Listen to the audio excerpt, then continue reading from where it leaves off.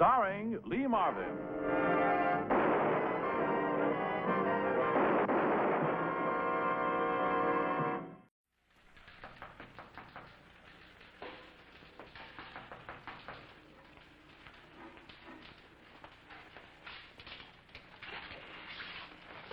Hello, Charlie.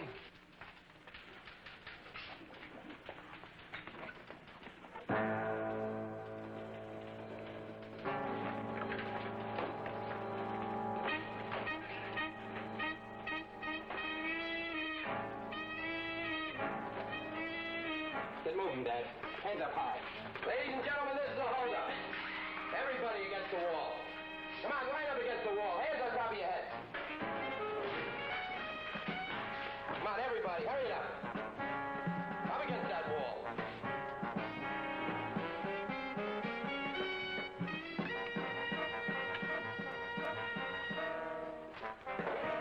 Turn back, Pop. Okay, Captain? Excellent, General. All right, don't anybody move until we're gone. Stay right there.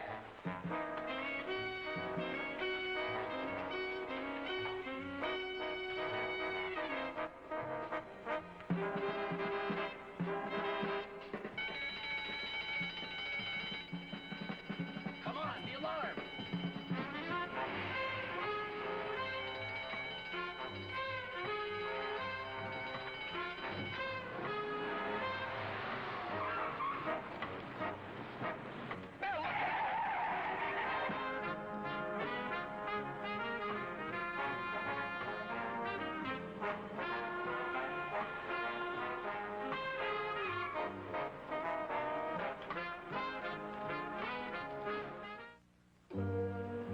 A bank had been robbed of $80,000.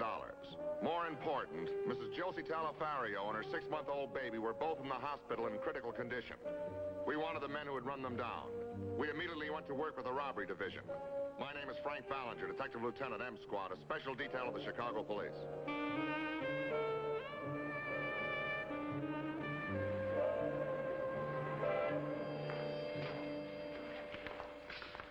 Lab boys find anything? We found this under the driver's seat of the truck. It's a welder's cap. Mm-hmm.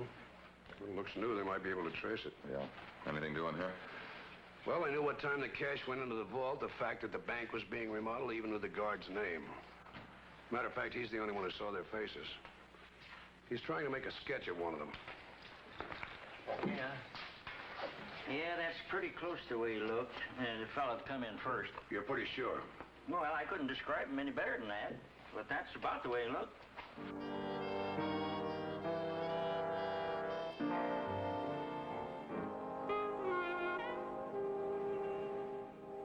You keep this up and the whole campus will start wondering what happened.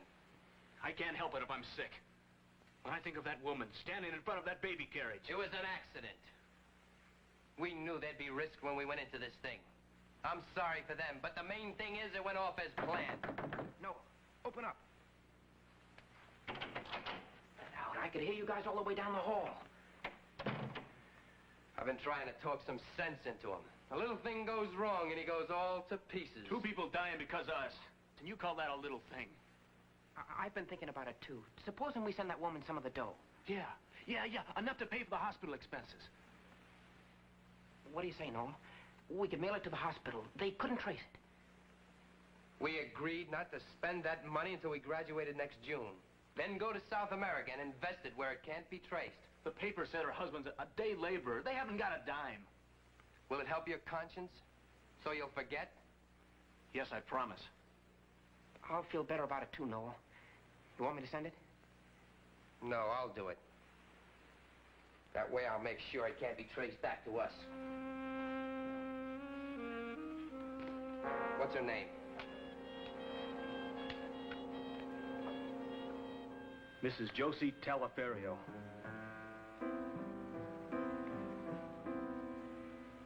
Presbyterian Hospital.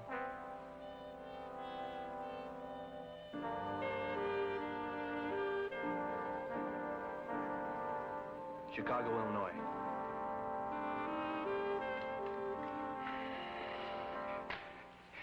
Money they send me, huh? I don't want their dirty, rotten blood money. I just want to get my hands on them. That's all I want. $2,000. Was there any note? It's just the filthy money they stole.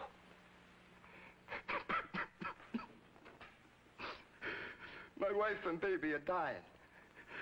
And they think they can buy our forgiveness. Postmarked last night, 10 p.m., main post office. Hey, look. You cops use all kinds of scientific stuff, huh? I mean, you can dope out the handwriting and the paper and things like that. You can find those guys from this, can't you? Well, we're certainly going to try, Mr. Teleferio. Yeah, okay. Well, I gotta get to work, huh? You trace that letter, huh? You find those guys? We'll find them. If Josie and my baby die, I'll kill those guys. Mr. Telefer...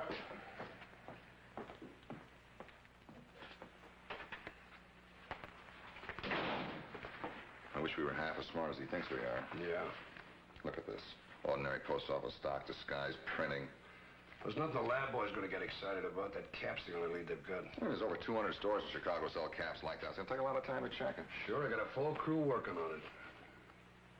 Say, what about that bank guard? Is he still looking at the mugshots? Yeah, I finished the whole thing last night. Nothing. You know, the way this job was planned, they knew the layout of that bank pretty well, wouldn't you say? Like they might have had help. Yeah, I was thinking about that. Looks like an inside job. It's been done before. Mm-hmm. Insurance company's checking their people. You want to stick around and see what turns up? Mm-hmm. There's still something funny about this job. It was well planned. Yeah, but different. Oh.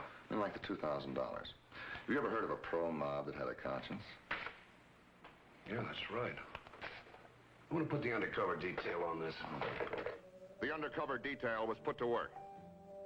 48 hours later, information started coming in on everybody in the bank, from the manager and his wife, to the tellers and their families, from the bookkeeping girls and their boyfriends, to the guard and his children.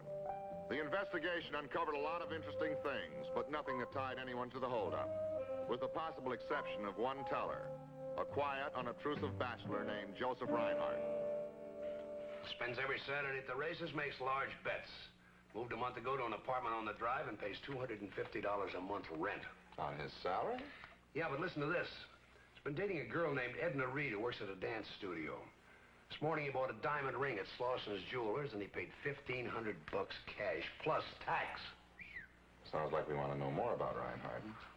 Who's handling his surveillance? Vince Mariani took a hotel room across from Reinhardt's place. Right. Whenever a robbery is carried off with the precision of this bank job, there's always the possibility of the hoods having inside help.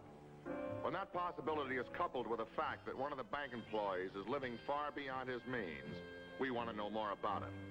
I drove to the hotel where Officer Mariani was keeping an eye on Joseph Reinhardt's apartment. It's that room, right across the alley. The girl's Edna Reed. Just came up.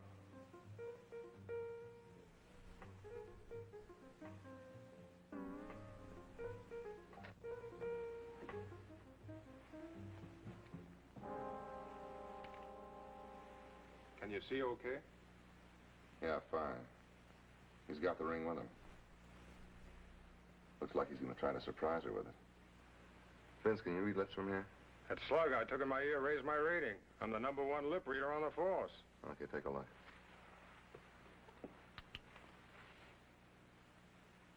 Oh, he's putting the ring on her finger. Says he doesn't believe in long engagements. Let's get married right away. She's taking the ring off. Says, I never said anything about marrying you. Well, what's Reinhardt saying? Wow, she really put him down. He's saying I'm crazy about you. Something, I don't know, something. You've been letting me see you almost every night. Something, at least you gotta like me. She's not buying. She's leaving. Oh, what about the ring? She left it on the table. He's going over to the couch. He's sitting down. Oh, he acts like he's been hit in the head with a mallet. Here, let me take a look.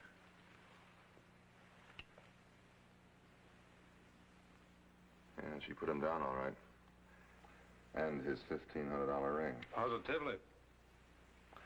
What do you know about her, Vince? Just what I had in the report.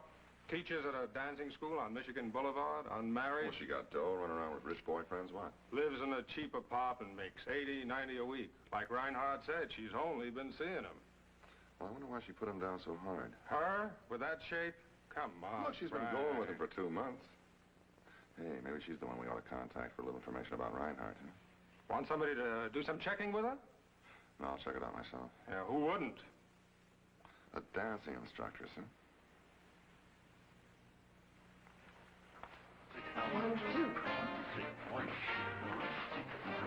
Hey, it's not bad. I mean, considering it's only my second lesson. Not bad at all, Mr. Powell, considering it's only your second lesson. Yeah, thanks. I wish I was doing as well with you, though. I'd still like that date. 5, 2, 1, 2, 3. 5, 2, 1, 2, 3. You know we're not supposed to date our students, Mr. Powell. I just think that's a polite brush-off. What's the matter? You got another guy? I mean, like the guy that phoned you yesterday? What makes you say that? Oh, the way you rushed off when the girl came in and said you had a phone call waiting for you. You seemed real, enthusiastic and excited. Besides, just get rid of him, that's all. He's a real goof. Yeah, I know the type. Old but filthy rich. Oh, Juke. He's pretty close. He's a banker. A banker? What you do, need him here? Well, I guess school's over for today, Mr. Powell. Well, how about a little homework, teacher, huh? Like, say, some dinner and maybe a little entertainment? I really shouldn't. You know, if the boss ever found out, he'd fire me. Well, I'll tell you what I do. If he fires you, I'll buy the joint and we'll fire him. Okay. You can pick me up at 7. Viola Apartments, 2800 Bixel. 7 o'clock, my old apartment's 2800 Bixel? Mm-hmm. It's a day.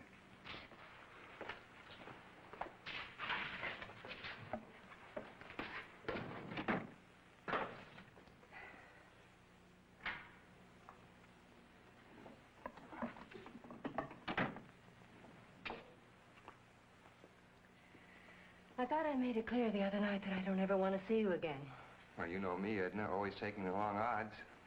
Well, this is one time there's no chance for a payoff. And don't call me here again.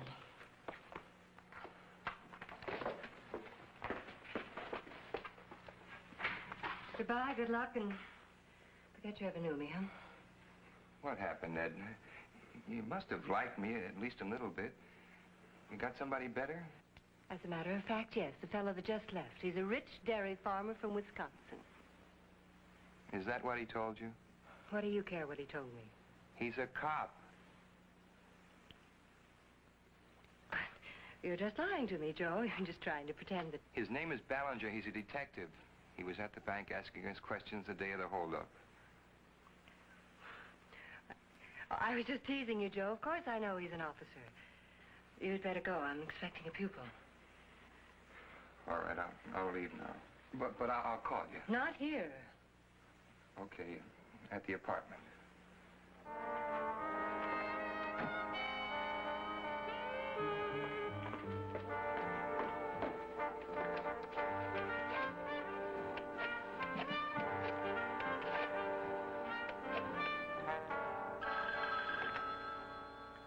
Yes? Oh, Edna, hi. Oh, you mastermind. We're going to commit one perfect crime. Well, it turned out to be not quite so perfect after all. Stop it, Edna. Listen, watch what you say over the phone. A man came in to take dancing lessons from me. He said he was a rich dairy farmer from Wisconsin. He tried to get information from me about Reinhardt, and I find out he's a detective. You're sure of that? Yes, I'm sure of that. Oh, you figured out the perfect crime. Said they'd never get to us. Well, it looks like they've gotten to us already. Stop it, Edna. Don't panic. Be quiet and listen to me. They're fishing. They don't have any evidence. No. Listen, slow down and listen. Pack your things. I'll get Phil's car, and I'll be at your place in 15 minutes. Yo, see what he remembers, huh? I'll hold on. You know, once in a while, this job pays off with a bonus. Yeah, I like what? Well, I'm going out tonight with a beautiful woman. On business, of course, and expenses. Of course. But we may not need any information on Reinhardt now. Looks like we got lucky. The guy in a surplus store thinks the welder's cap came from his place. He sold 3 of them a week ago. He's checking his sales slips now. Yeah, go ahead. What, is he sure? Fine, bring him down here. We'll see if he can make an ID. Right. Does he remember the guy who bought the caps? He does. Only it wasn't a guy. It was a beautiful girl. The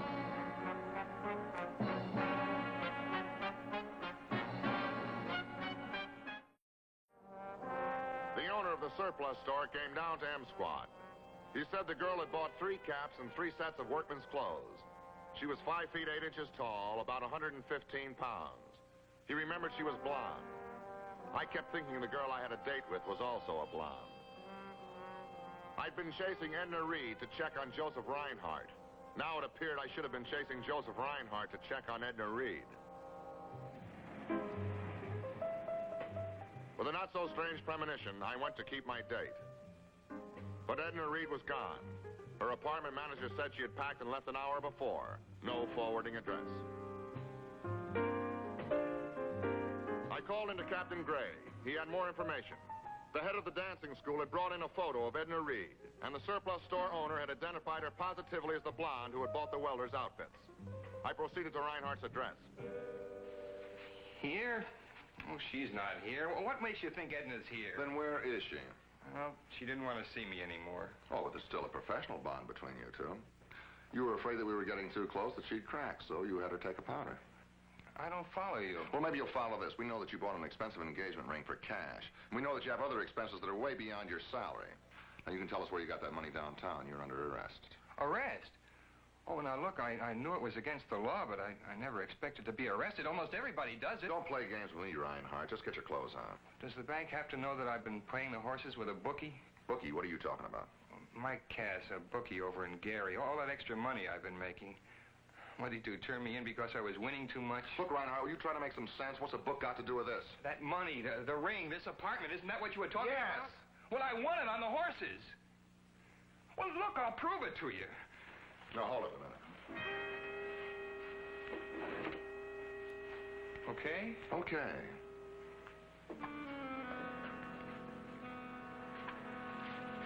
This is what I was going to show you, Lieutenant. It's all down there.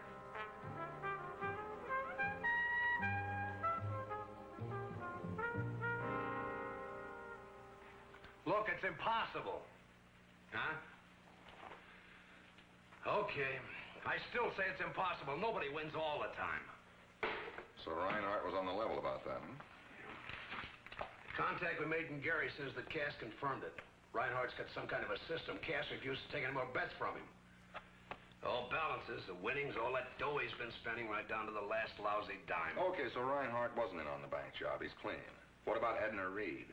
What's his connection with her? Send Reinhardt in here. If you think Edna was involved in that holdup, you're wrong. Why, she's a... Nobody's making any accusations, Mr. Reinhardt. Just answer the questions, please. How'd you meet her? Well, she opened a small checking account at the bank a few months ago. She came by my window a few times. I invited her to dinner. Mm-hmm. She started asking questions, huh? About what time the money went into the vault, how much cash was on hand. She was interested in my job and what I did, and... What do you mean, interested? Her brother, he goes to college. He wants to have a banking career. Where does he go to college? I don't know, somewhere around Chicago. They lost their folks when they were children, and she's always taken care of them. But if you think Edna had anything to do with that holdup, you're wrong. She's a wonderful girl.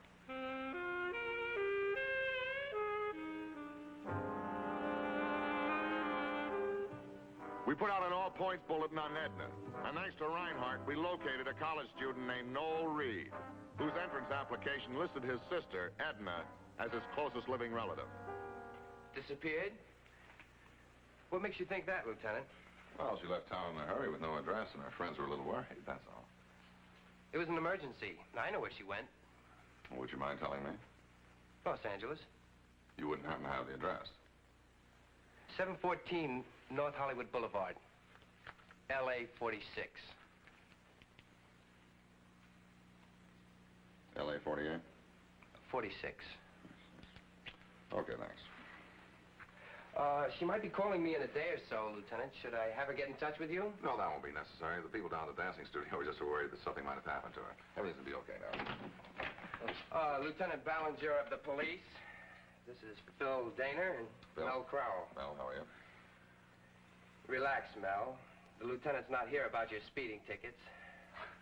He was afraid Edna might be missing. Well, I guess I better be going. Nice to meet you, boys.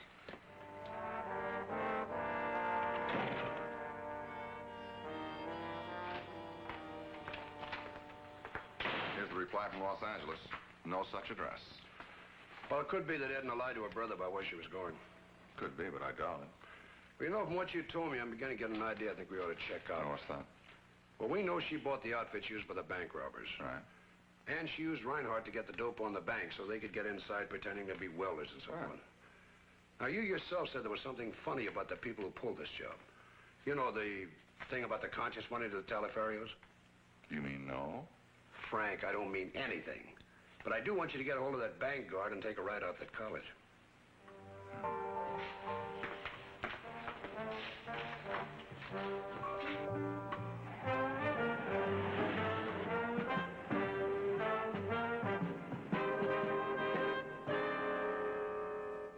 Now, the period bell should be ringing in the next minute or so. So what I want you to do is to stand in the phone booth and close the door. Now, if you can't positively identify this boy, don't do anything. But if you do recognize him, signal me by opening the door and sticking your head out, okay? Yeah, I understand. This room right here.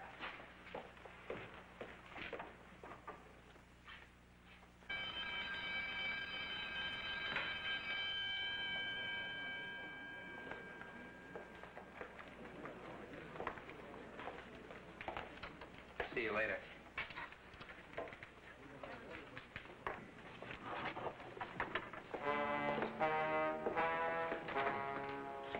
Oh, hi, Lieutenant. Looking for me? Yeah, no, I'd like to ask you a few questions. That's the one, all right, Lieutenant.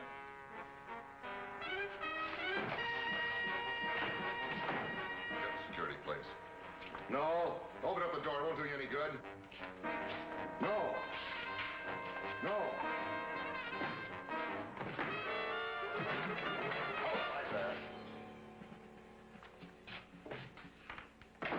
Now put that down. Drop it. I can't, Lieutenant. You see, it's filled with sulfuric acid. Put it down. I see you don't know very much about acid, but this is the most corrosive there is. A few drops of it'll eat through almost anything. Skin, bone. Use your head, no. You're not going any place with that bottle. Now put it down. Don't force me to shoot you. That's just it. You could shoot me, but you can't be sure you're going to kill me. Because you can shoot me and I can still throw it. That's where I have the advantage. And a few drops in your eyes. I'm not going to tell you again. No, put it down. I just turned in the alarm. In a few minutes, the hall is going to be filled with people. And then you won't be able to shoot. Don't try to be a hero, Lieutenant. It's not worth it.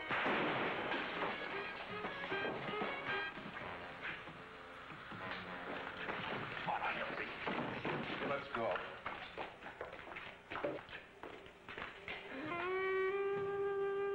Noel Reed was smart enough to confess that he had failed to engineer the perfect crime. His two accomplices turned themselves in with the money. Luckily, Mrs. Talafario and the baby recovered. We brought Edna Reed back to Chicago when she was convicted for conspiracy. Funny thing, Joseph Reinhardt paid for a lawyer, but she still wouldn't have anything to do with him. He's hoping she'll change her mind when she gets out. Some guys just never learn.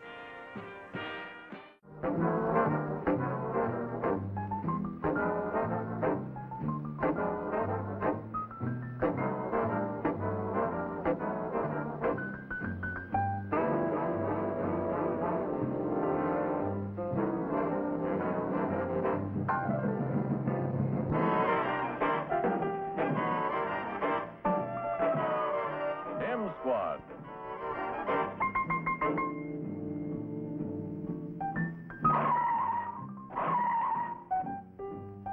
Starring Lee Marvin.